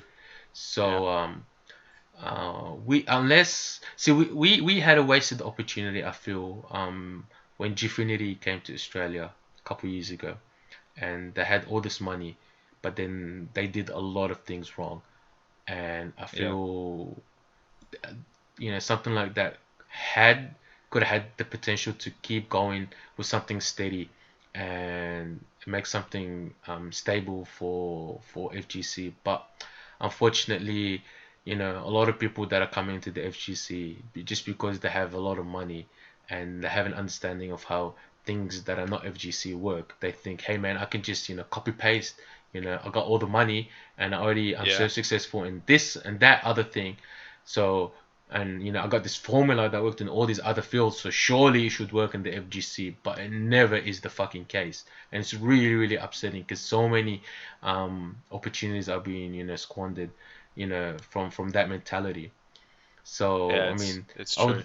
I would love for like something like another Gfinity to happen, and people who are in the fucking know be given, the opportunity to steer it with a Yep. proper vision that is community centered, and focus on the players first and foremost, and how they can truly shine and entertain, and put on a show that is entertaining, captivating, and keeps people thinking about, hey man, I want to see what happens the next time, but alas, so yeah, honestly, in the next 5 years, like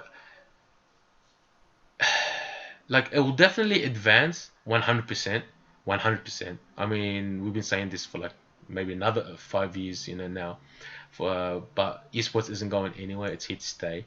And even Yep. though it might be something that leaves a very bitter taste in a lot of people's mouths, it is what it is, And what I try to do personally, it's like, well, if esports gonna come and it's gonna do its thing, with my FGC. And yes, I say my FGC because I believe, I've been here for 15 years. I kind of understand it a little bit better than whichever, John Smith with $1 million that's coming through and thinks, he's gonna save my Yeah. FGC. Yeah, I would Fair love to. enough. I'm trying to be there just to be like, hey man, like, look, let's find that middle ground. Let's find something that works for you, but at the same time works for me, as opposed to just something that just works for you and I just go fuck myself. You know what I mean?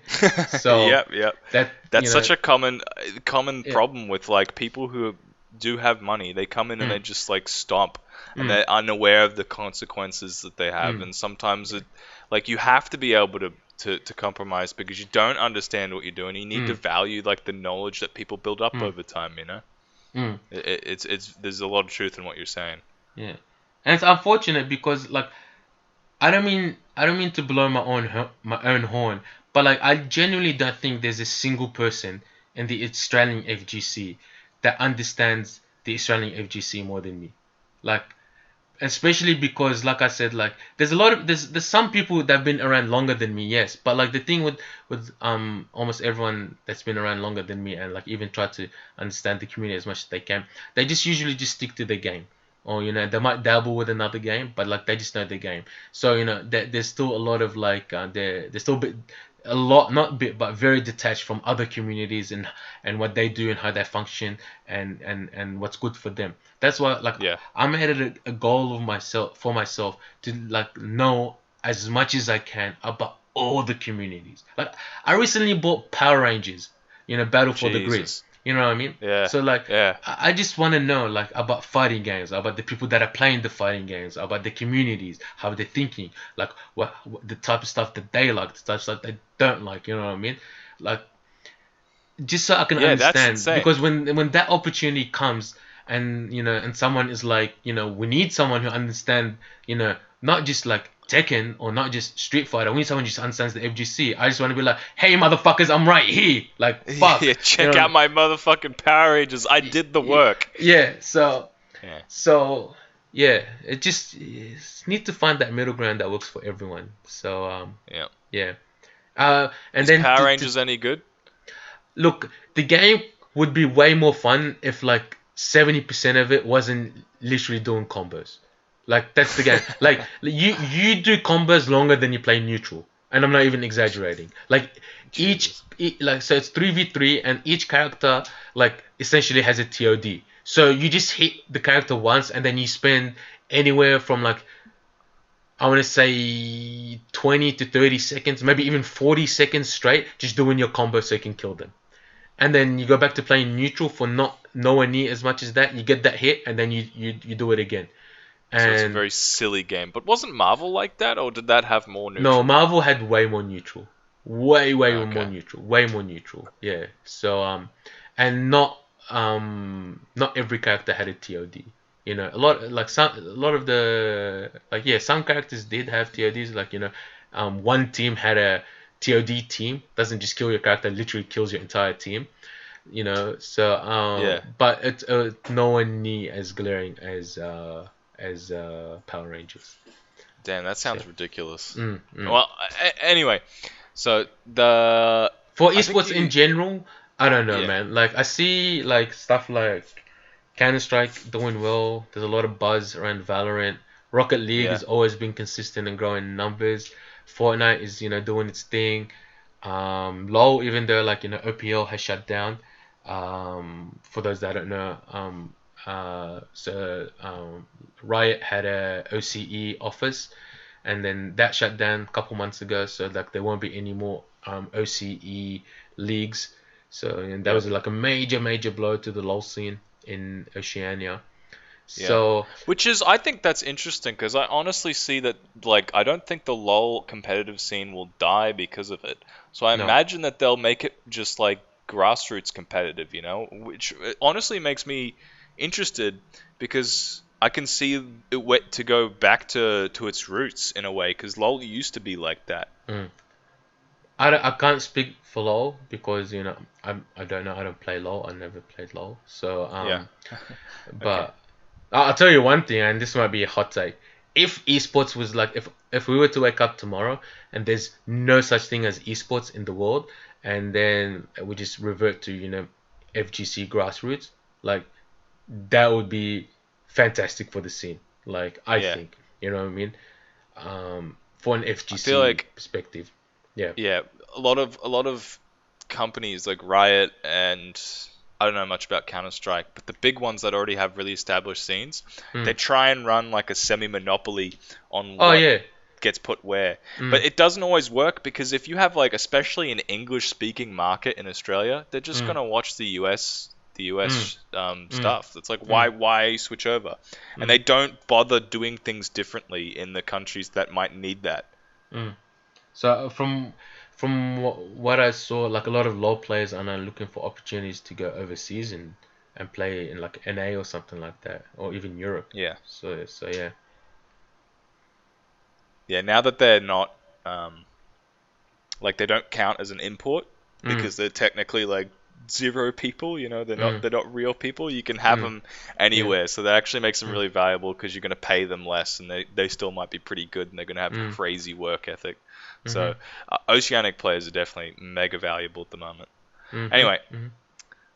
so I think we can move on. Was there anything else you'd like to add? No, that's it for that point. Sick. So next one on the list is Master of Disaster mod or MOD at MOD_SSB. Can you explain the process that occurs when picking up new players? Oh, okay. That's a good one. All right. Yeah. So a lot of people think, and I thought like players are lazy. Let me just lead into that. Players are lazy, and Okay. they just think, hey man, like I'm getting hella good results, so you should sign me.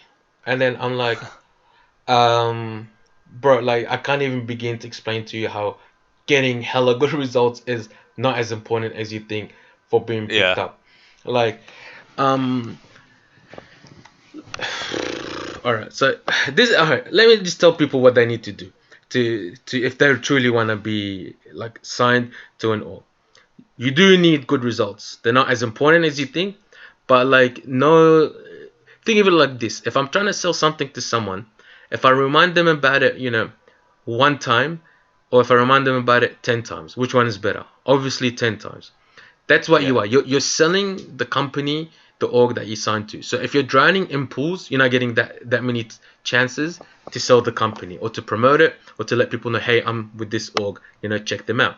So Yeah. the longer you're playing, the more times you get to um, uh, remind people, hey, I'm representing, you know, Genuine Gaming or what have you. So, you know, how do you do that? You keep winning. You know, so that's why, you know, That's results. one of the reasons it's valuable. Yeah. That's one of the reasons valuable. Um, You need to be on Twitter. As much as a lot of people don't like Twitter, and myself included, because I just fucking hate social media in general, it's a Yeah. necessary evil. You know, you need to be on Twitter, you need to be active, and you know, because again, you want to establish yourself as a brand as well. You're not just, you know, representing an org, you're representing yourself. So you want people to know who you are, what you do.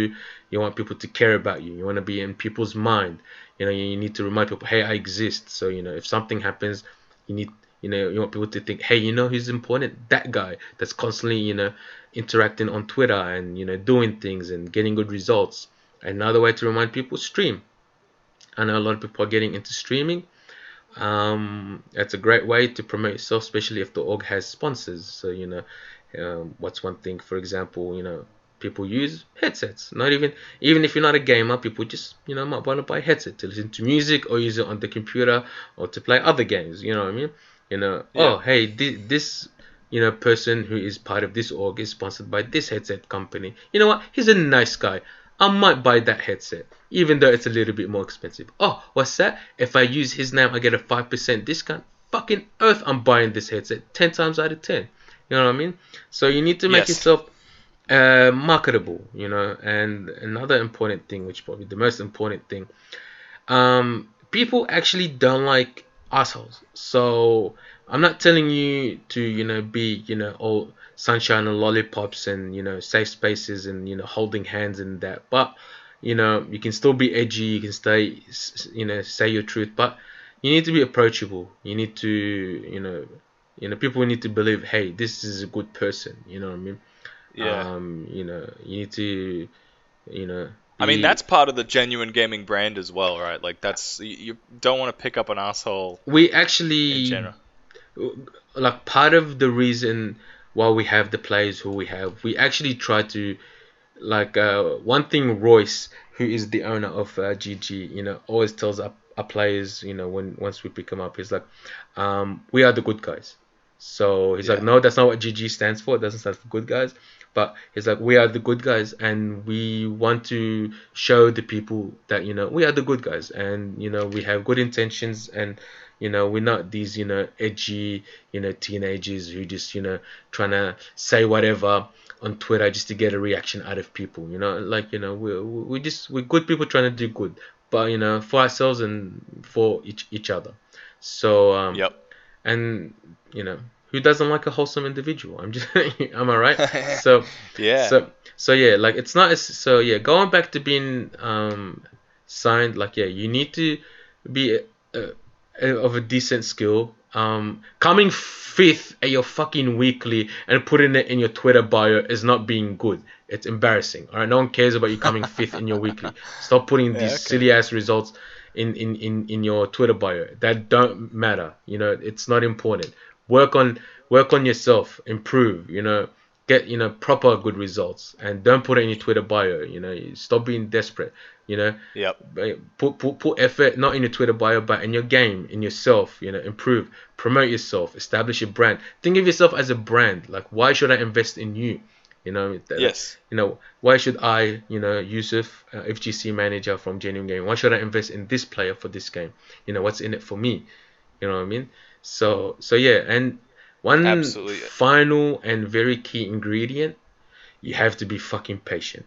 Like, you don't Hmm. understand how oversaturated, you know, FGC Esports is at the moment. There's like so many different orgs picking up so many players, you know, and like, that's why a lot of times, like, there's not really that many people to be picked up, like, you know, unless, you know, you want to pick up someone who's like doesn't want to go on Twitter and, you know, doesn't want to do anything or anything like that, and all he wants to do is have a contract that say, hey, I'm signed with this org, and the org to have a player who plays this particular game. I mean, if that's what you want Yeah. and you're just happy being in that sort of, you know, relationship, then more power for you, my man. Like, I mean, you're not getting nothing and they're not getting nothing. It's just, you know, to keep up appearances. But hey, man, do your thing.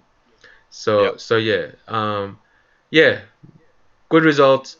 Promote yourself as much as you can, you know, through streaming, through social media, and good attitude, man. People love good people, and patience. Holy shit, patience. That's like the best rundown I think anyone who's an aspiring like esports professional could have for getting sponsored. That's pretty spot on. Thanks for that. Yeah. No worries. It's funny because I get asked this a lot by like a lot of Yeah. players. Like they DM me and they're like, "Hey man, like I want to get picked up, you know, or signed, and I don't know what to do. Like I think I'm a decent player, but like what else do I need to do?" So that's why like I It's just a had practiced question. yeah, like Yeah. that question didn't catch me off left field, you know, whatsoever. Yep. Yeah. Pretty expected. All right. Yeah. The final one, because I'm not Seb Pro 101. I'm just gonna get over with. Says, hold on, Nope. this is Nope. Poggers. I'm not answering any question from Sebastian Professional 101. Yeah, okay. It No, wasn't even a question. I'm joking. He didn't even ask one. He just says, hold on, this is Poggers. So I'm just Oh, gonna okay. read that out loud for him. But not a question, so not answerable. The final one is cafe. Question mark, exclamation mark, mast at ssbmast.twitter.com. What's the process on deciding to run a large scale event like this? I think he's meaning OzHadou. OzHadou. OHN, yeah. Yeah. When did you decide you wanted to do this, and where did you get started? So a lot of these, like, you may have already run over, but yeah. So OzHadou was established before I joined the scene. It was established back in 2001, and I didn't join the scene until 2005. And they were running OHN, which stands for OzHadou Nationals, before me. So, and I only started helping in 2006 because the first tournament I attended was actually OHN in 2005, but I just attended as a player. And then the following year, by then I was, you know, TOing Tekken, and I helped run Tekken at the event, and from then got involved with OzHadou. So the idea started essentially was Ziggy, who I mentioned at the beginning of this podcast. He one day was like, so we got all these good players in Sydney, all these good players in Melbourne, all these good players in Brisbane. Wouldn't it be amazing if we can just get them all under the one roof, and then we can all verse each other and see who's actually the best? And then he's like, you know what, I'm gonna do something that is exactly that. So that's how he started OzHadou, and from OHN. So and then it became a yearly major that, you know, happens every year. I mean, we skipped 1 year in the in the early 2000s, and then we didn't run in 2018. We didn't run then. So at the moment, couple years that OzHadou OHN didn't run, but essentially it's a yearly FGC major that's held in Sydney, and yeah, I mean we couldn't run this year as well, but for obvious reasons because everything shut down. And what was the continuation of this question? I'm sorry. So what's the process in deciding to run large scale event like this? When did you decide you wanted to do this, and where did you get started? So I didn't decide for it to be ran. I just started helping a few years later, and the reason it started was, like I said, Ziggy was like, we need to find out who's actually the best in Australia, so let's get everyone under the same roof. And so that's why he started running OHNs. And how did I get started? Was that the final bit of the question? How did I get started? Yeah. Yeah, I was running by 2006. I was the Tekken tier for Sydney, and then when OHN came up that year, they asked me to help them tier Tekken because I was the tier then. And then I was like, yeah, sure. So and then since then I just been helping OzHadou, and I now in a very more official capacity. But you know, before, like back in 2006 and early 2000s, like mid 2000s, I was just a Tekken tier, but now in a more involved official capacity. Yeah, fair enough. That's a pretty good wrap up. Yeah. Yeah, it's like you've got the resume in your mind and you're reading it like word for word. It's very professional. Good shit. I'm just literally recounting things how they happen. Yeah, fair enough. All right, so that's the end of the Twitter questions. We usually do some Twitch questions at the end of it as well. Oh, So if you damn. guys have, there's not many. I've realized right before I got home that I actually organized this stream on the same day as the final game of State of Origin, Mm-hmm. which in hindsight was not probably the best thing to do. It's fine. But it looks like we got some people with questions, so we'll take them as we go. Tournameta, right off the bat, what kind of tasks do you do on the day-to-day with Genuine Gaming? So because at the moment this is not much happening, so it's not as involved. But before, a lot of things like I'm always in touch with all the players. I always see if there's anything they need, if there's anything happening. I try to talk to most of the players on a daily basis. Just to at least check up on them, see if they need anything. Um, Another stuff is because we have international players, so a lot of my day-to-day tasks last year was trying to sort out the visas for the Pakistani players so they can fly Oh, to yeah. tournaments, which was an absolute nightmare. I remember I was in the Philippines for a second tournament that they were meant to be there and they got denied last minute. And then while I was there, I was organizing their visas at 3 a.m. in the Philippines to go to the next tournament, which is in Japan, 2 weeks, 2 weeks from then. So it's a pretty funny. Yeah, let's go with funny. It's pretty funny shit. But That besides that, sounds like stressful as fuck. That doesn't sound funny. it can be. It was very stressful for myself and Royce. Oh my god, we shit. We had to do so much shit. Yeah. I always keep an eye out as well for potential prospects. At the moment, not so much because, to be honest with you, I feel we're very happy with our roster. But I always Yeah. try to keep an eye out, like what games are like being like a lot of people want. Who's the players that are standing up and in certain key areas. Especially for like games that we maybe not have players signed at the moment. So that's another reason why I try to like involve myself as many communities. Like anime. I watch some stuff from Forte or from Derek the Pineapple here and there. Um, just to see what they're up to. Or Dragon Ball Yep. Fighters. I watch a lot of Sendo. He's a player and streamer from Sydney. Just as well to see what's happening. I'm trying to watch some stuff Smash, but I don't know who's really streaming much. Funnily enough, the person that I've tuned into more than once to watch her stream is Saber, but like she's like the only person who I've watched here and there. But yeah, just I think Purple Hash is streaming. Yeah. I watch Strix Oleg.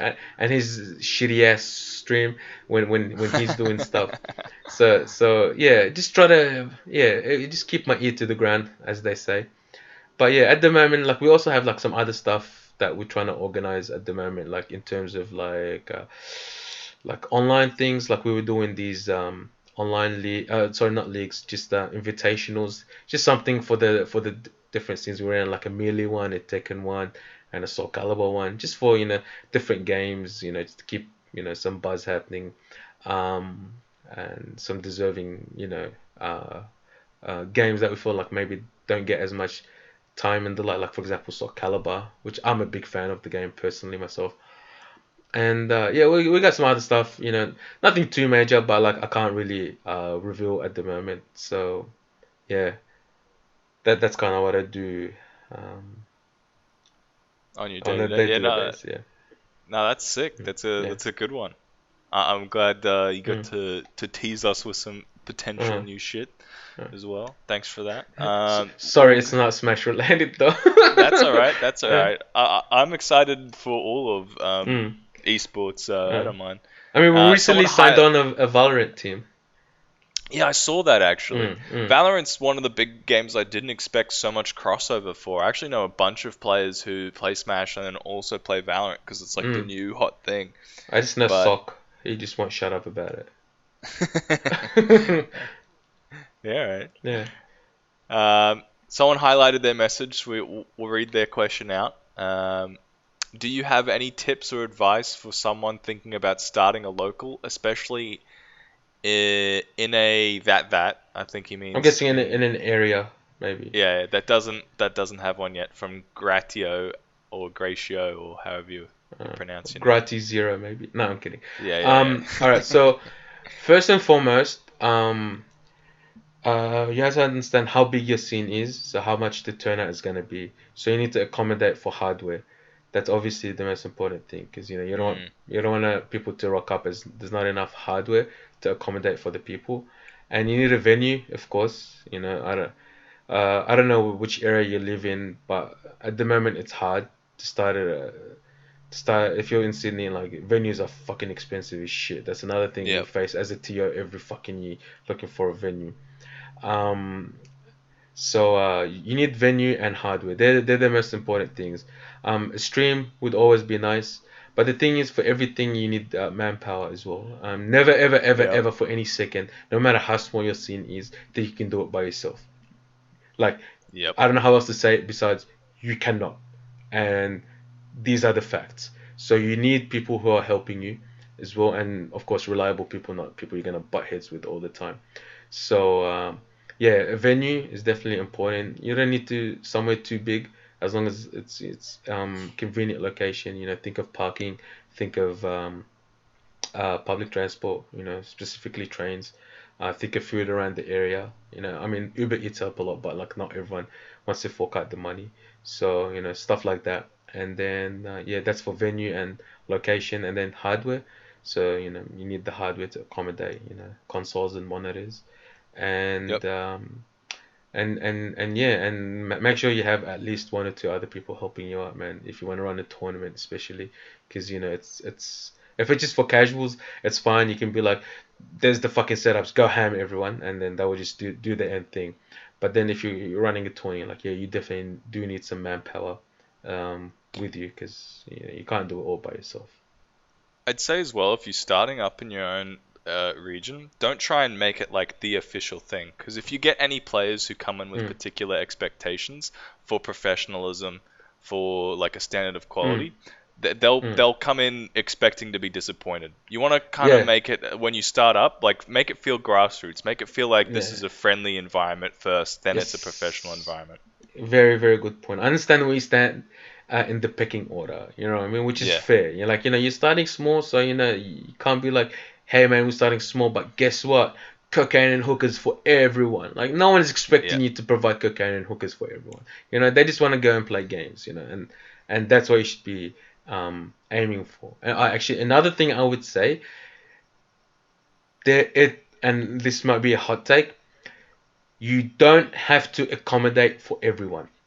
And what I mean by this is, like, no one expecting someone who's just starting to run a local to have, 6 setups for fucking some, I don't know, for like them fighting herds. You know what I mean? Like, Yeah, you're yeah. not expected to have 6 setups in the area for them fighting herds. Like, understand your scene, understand what's in demand, and understand the numbers. Like, the bigger games, obviously you need more setups. The smaller games, you can have 1 or 2 setups for, if it's a scene of like 10 15 plays, 1 2 setups is 2 setups is plenty for them.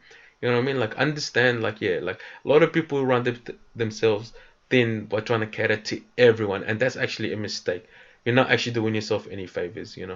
So yeah, and then as you grow, then you can start bringing on board, you know, like, adding stuff, gradually, as if the space is there and if interest is there. But yeah, so keep that in mind. I think within a Smash context as well, it's like very much the same. Like, because with this like Smash-like games, you've got PM, you've got Rivals of Ether, and you've got Melee, like all the divisions. But the main one's always going to be Ultimate. If you look at the Mm, majority of Ultimate and even Smash 4 during my time games, when you had these other side games, the very large majority of the tournament is heavily, heavily focused on Ultimate. It's only when they mm, got to a point where they were like, okay, there's like a reason to run brackets, and people have elected to help run the brackets, and you're not doing it all yourself. Like, it's mm, only till you got to that economics of scale where mm, you get to a mm, large enough point that you can handle it that they did that. mm. So yeah, really Agreed. know your scene. Mm. And then I guess that's the end of that one. It's a good answer. No, Uh, yeah. Mod has a question.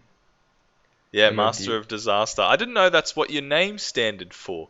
Mm. Did Strix eventually get in contact with you? Actually, we reached out to Strix when we wanted to sign Smash Player at the time. I actually reached out to Pudge, which I'm sure everyone knows who Pudge is. Yeah. And I'm like, hey man, we want to pick up a Smash Player. And Pudge helped me actually like a lot. He sent me like a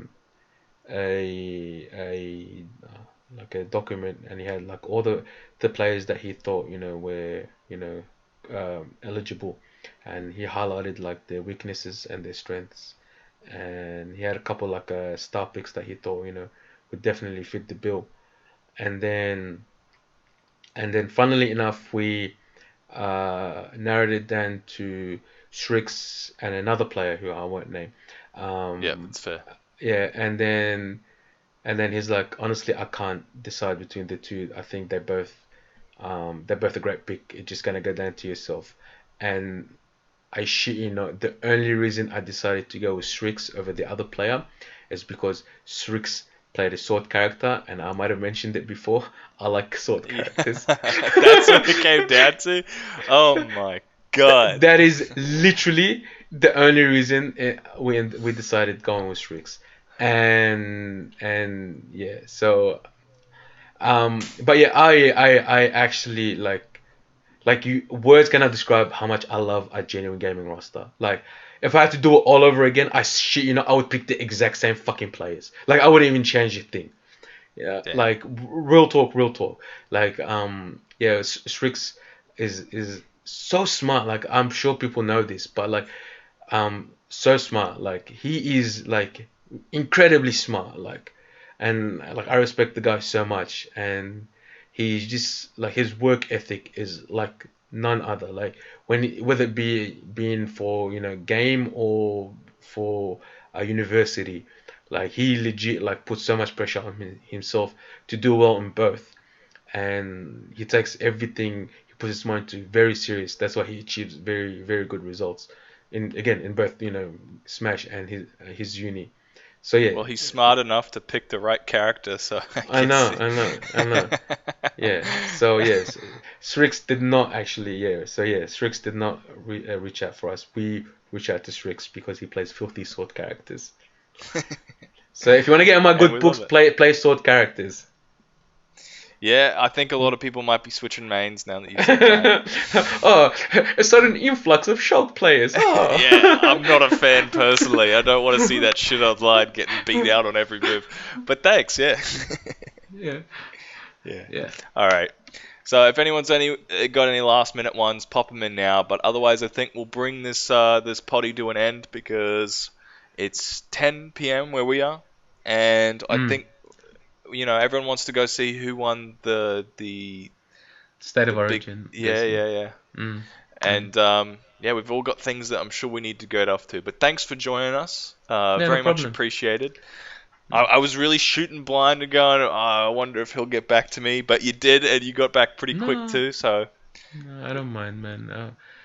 It's fine. Like I like just talking, and you seem like a nice enough guy. Actually, I have a question I for you. seem, yeah, right, yeah, okay. You know when you said my name's Cap and you wrote it in Hold on, all you cut out a caps. little bit there. Could you go again? Sorry. Can you hear me? Hello? Yeah, I can hear you now. So when you introduced yourself to me and you said, "Hi, I'm Cap," and you wrote it in all caps, I'm interested. Is that a Doom reference? No, it's not. But Okay. why would you think that? I don't know, because I love Doom and he's one of my favorite rappers. So I just wanted to ask. No, I thought you meant Doom as in the video game. No, No. Doom as in MF Doom, the rapper. Yeah, 'Cause, he's sick. yeah, But yeah, no, I'm yeah. not a huge fan. No, I Okay. wrote down my name in plain letters, like capital, lowercase. But then when I saw it written in the tournament, they made it into full capitals. And then from that point Mm. onwards, no matter how I wrote it, people wrote it as capitals. So I just went, it's Oh, full okay. capitals now. Fair enough. All right, that's it. Yeah. Just wanted to ask because Yeah. it's been on my mind since when you first reached out to me. That is all. Yeah, no, that's all right. Originally my first tag was Moose Lord or something, and then it they were like, oh yeah, no, you're a different person. So I was like, yeah, sweet. Moose Lord. He was Yeah. a player from South Australia that went by the handle Yeah, of Moose King. that's it. Yeah. That Mm. I got registered as him Oh, on but the he's on not a the. Smash player. He's not. He's the Yeah, I know, yeah. but He that play. was it. Yeah. They were like, oh yeah, you're a player from South Australia. That's gonna take a hit to your elo, bro. And I was like, that's not who I am. But oh Okay, well. fair enough. Yeah. Yeah. Anyways, guys, we'll let you all get back to your lovely evenings. Thanks so much for joining us. Next time, it's going to be me, except I'm doing a skydiving, so it's probably not going to be as long of a podcast. It's just going to be me screaming for about 4 to 5 minutes before I hit the ground. So look forward to that one. Uh, we love you all. Any closing remarks? Nah, man. Just thanks for having us, man. It's always good to chat FGC in any context. I really enjoyed that. And yeah, if people are interested, hit me up. For anything, I have any questions or want to know anything else, you can hit me up on my Twitter, which it's Yep. just in the Twitch chat. Or if anyone wants to, for the audio listeners, twitter.com/FAYD_. And check out OzHadou. We're not doing much at the moment because COVID killed everything. But on Twitter, OzHadou. Also follow Genuine Gaming at Yep. Twitter at Genuine Gaming AU. And I know this is Smash centric podcast, but if you guys interested in any fighting game peripherals, we are sponsored by Quamba. So do make sure you do check them out. And if you have any questions about their equipment or anything like that, let me know. They are genuinely great people and their products are truly top notch. So highly recommend. Yep. Awesome. Sick. We'll let that be our outro. See you guys all next time. Peace. One love.